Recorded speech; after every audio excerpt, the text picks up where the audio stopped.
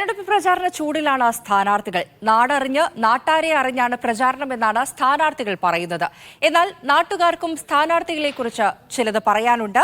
ചാലക്കുടിയിലെ വർത്തമാനങ്ങൾ കേൾക്കാം ഇനി. UDF, LDF, NDA ഒപ്പം 2020 കൂടി സ്ഥാനാർത്ഥിയുള്ള ചാലക്കുടി ഇത്തവണ ആർക്കൊപ്പം നിൽക്കും? നമുക്ക് ജനങ്ങളുടെ പ്രതികരണം തേടാം.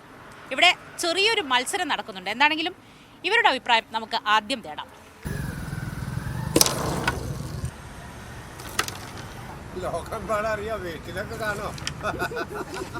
കളി എവിടം വരെയായി? കളി ഞങ്ങൾ പിടിക്കും. കളി തന്നെയല്ലേ ഇത്തവണ ഇലക്ഷൻ ഞങ്ങൾ പിടിക്കും. ഇത്തവണ ബെന്നി ബെഹനാൻ തന്നെ MP ആവോ അതോ ഒരു അട്ടിമറി ഉണ്ടാവോ? ബെന്നി ബെഹനാൻ തന്നെ ആവുള്ളൂ. ബെന്നി ബെഹനാൻ രവീന്ദ്രനാഥ് അവന്റെ ഭാഷയിൽ രണ്ട് ടീമുണ്ടെന്ന് ഞാൻ പറയുന്നല്ലേ. മണ്ഡലത്തില് MP-യുടെ പ്രവർത്തനങ്ങളൊക്കെ നല്ല ഇല്ല, കുഴപ്പമൊന്നുമില്ല.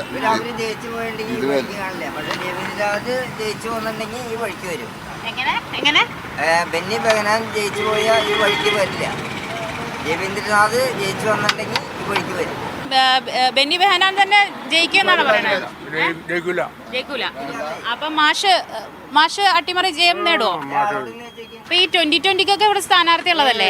2020 80% പിടിക്കുക. 80% പുതിയ ഇത് വന്നുകൊണ്ട് 2020 എല്ലാം കോൺഗ്രസിന്റെ മൊത്തം 2020.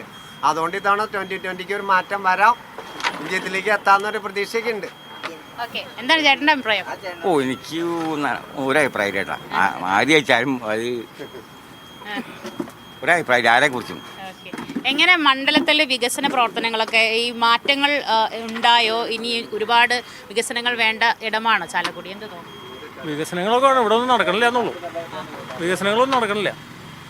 എങ്ങനെയുണ്ട് നമ്മുടെ സ്ഥാനാർത്ഥികളൊക്കെ? ഞങ്ങളുടെ സ്ഥാനാർത്ഥി ഇടതുപക്ഷത്തിന്റെ സ്ഥാനാർത്ഥി നല്ല സൂപ്പർ സ്ഥാനാർത്ഥിയാണ്. പുള്ളിനെ ഞങ്ങൾ വിജയിപ്പിക്കും. മാഷ് തന്നെ പിടിക്കും. രവീന്ദ്ര മാഷ് ഇടതുപക്ഷത്തിന്റെ സ്ഥാനാർത്ഥി ഞങ്ങൾ പൂരമായിട്ട് വിജയിപ്പിക്കും.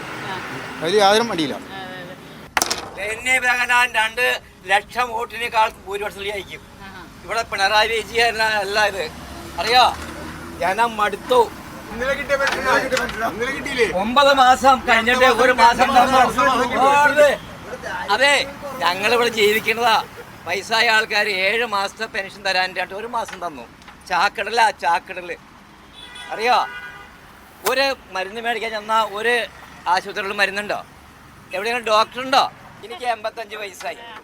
മുഖം വെച്ച കാളയ്ക്ക് വോട്ട് ചെയ്ത് പരിശീലിച്ച് ഞാനാ. ഇന്നലെ മുളച്ച തവര എന്ന് പറഞ്ഞാൽ മനസ്സിലായോ? ഇന്നലെ മുളച്ചുള്ളൂ. ആ സാധനങ്ങളാണ് ഈ പുഴുക്കള് ഇങ്ങോട്ട് വന്നിട്ട് ഞങ്ങളാണ് വരുന്നത്.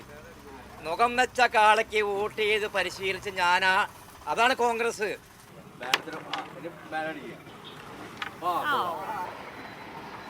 ഈ ചാലക്കുടി സംബന്ധിച്ച് ഇനിയും വികസനങ്ങൾ വേണ്ട ഒരു ഇടമാണല്ലോ. തീർച്ചയായിട്ടും ചാലക്കുടിനെ സംബന്ധിച്ച് ഒരുപാട് വികസനങ്ങൾ നടക്കണം. കാരണം ഹൈവേയിലെ ബ്ലോക്കുകൾ, പിന്നെ കുടിവെള്ളത്തിന് ഇപ്പോൾ നമുക്ക് കൊരട്ടിലൊരു ടാങ്ക് ഓപ്പൺ ആക്കിയിട്ടുണ്ട്. എന്നാലും അത് പോരാ.